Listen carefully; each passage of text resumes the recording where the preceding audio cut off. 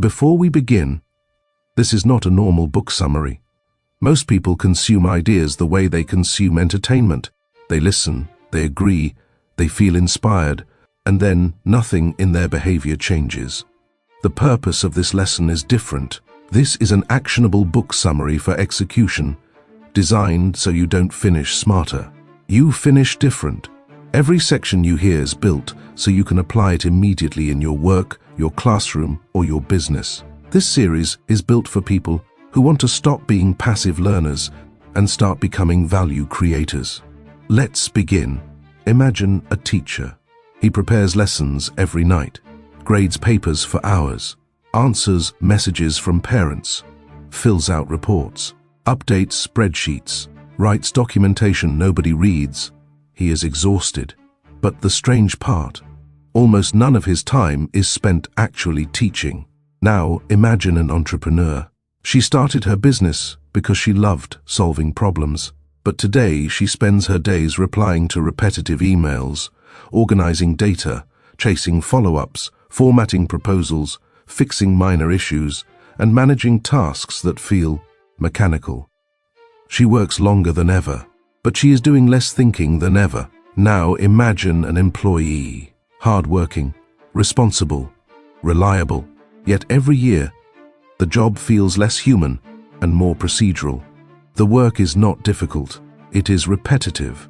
And then, one day he reads a headline. AI is coming for your job.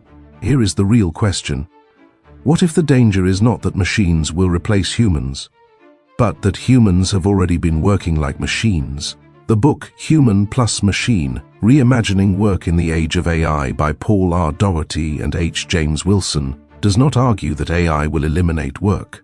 It argues something far more disruptive.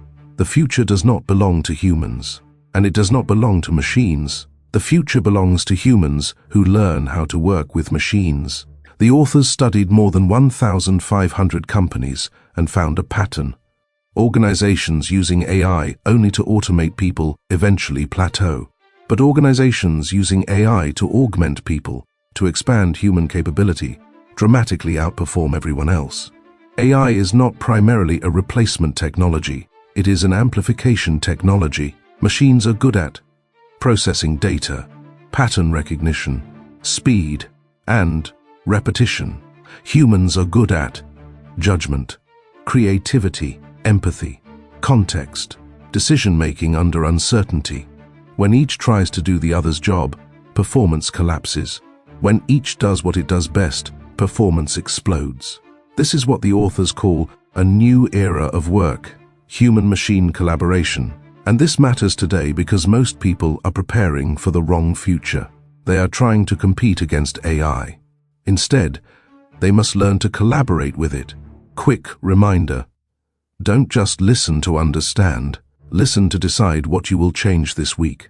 If an idea does not alter behavior, it was only entertainment. The core principle of this book. Core Principle 1.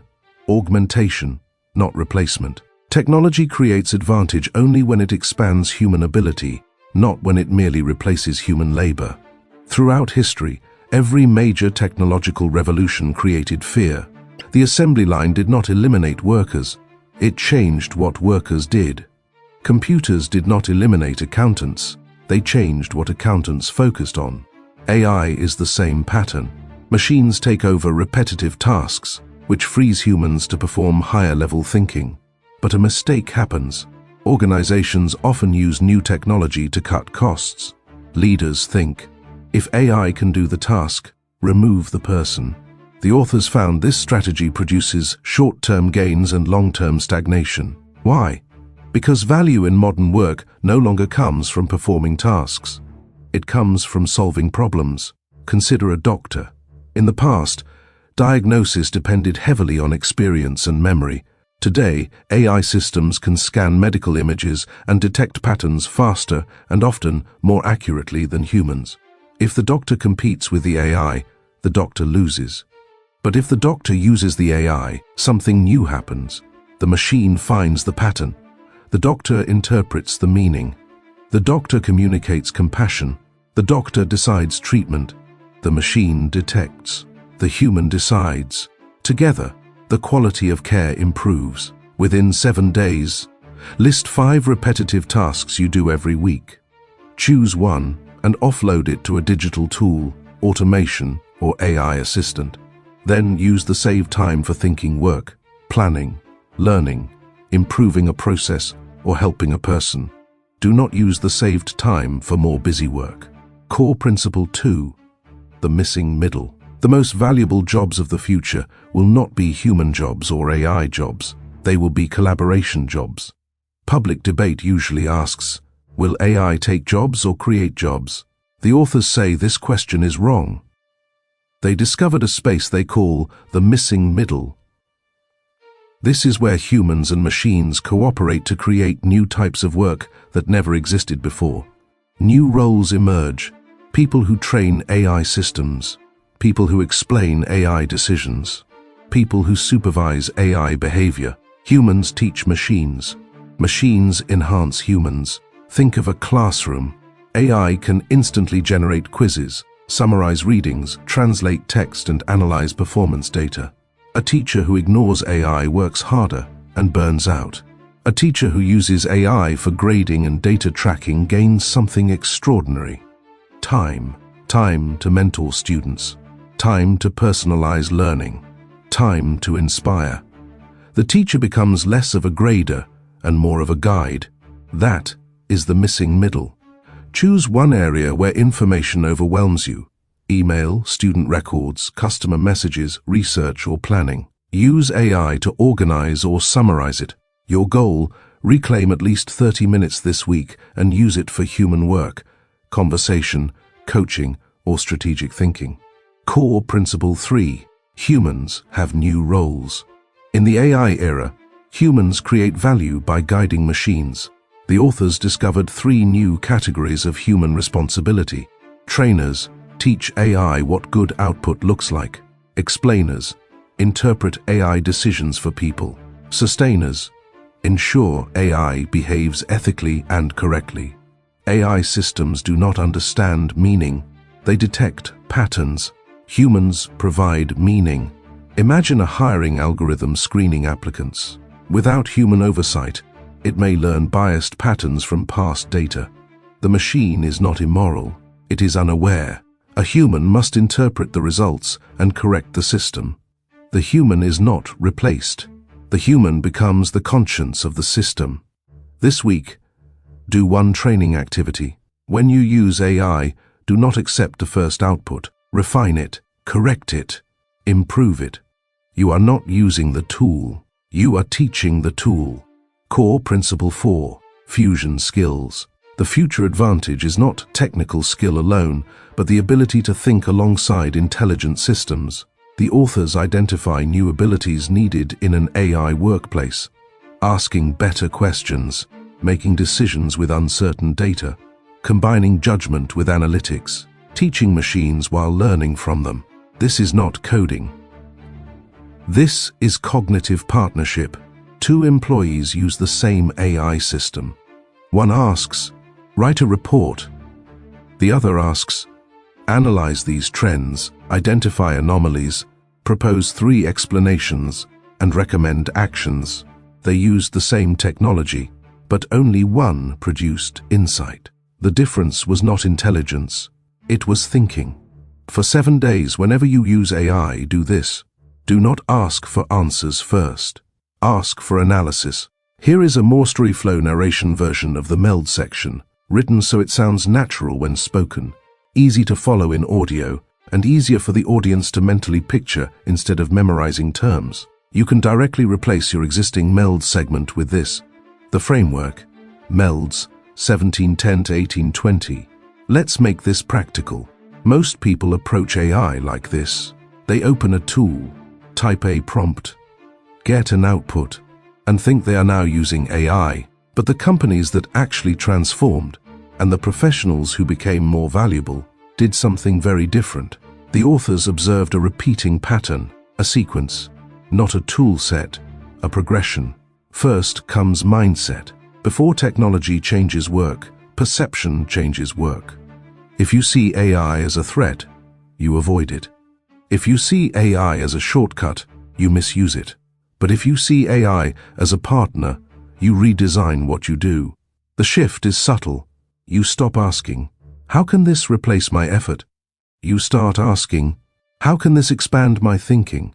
Once mindset changes, experimentation follows. You don't begin with massive automation. You begin small. You test one task, one workflow, one process. You try AI to summarize a report, then to analyze patterns, then to suggest improvements. You build, measure, and learn quickly. Not a big project, a series of small discoveries. Then comes leadership. And this is not only for managers. The moment you use AI in real decisions, grading students, approving applications, writing policies, advising customers, you are responsible for its effects. You must verify outputs. You must question bias. You must decide when human judgment overrides the machine. You are no longer just a user. You become the supervisor of intelligence. After that comes data. AI is only as useful as the information it receives. If your notes are scattered, your files disorganized, your records incomplete, AI cannot help you think better. But when your information is clear and structured, AI becomes a reasoning assistant.